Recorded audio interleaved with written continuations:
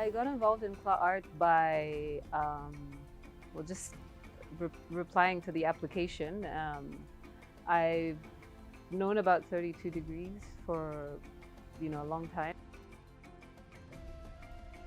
We did quite a few activities in our Kla Art labs. And one of the activities that we did towards the end of our labs was actually moving through the city. And I was kind of fascinated by basically the hawkers.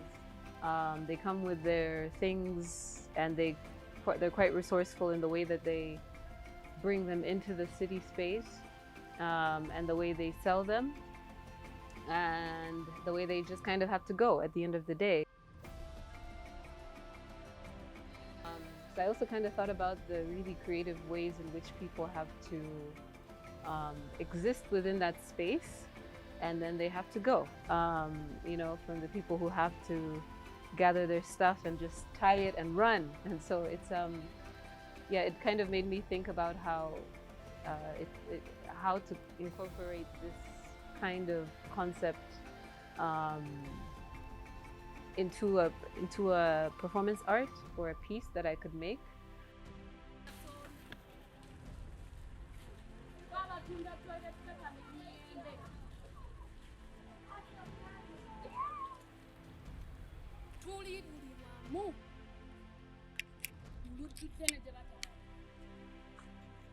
Batuulira naye tebatuwuliriza, bawulira amaloboozi gaffe mu butale, eyo mu Owino, e Nakasero ne mu Kikuubo. Tudduka busajja,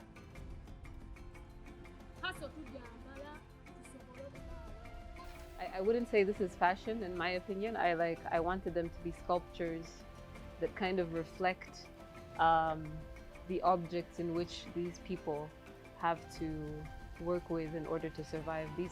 The way in which they have to be resourceful in order to survive. Personally, I think that as an artist, I'm responsible for echoing, or at least taking into consideration the context, the reality of what's on ground for, like, within your society, because these things don't just impact only a group of people, it impacts our whole entire society.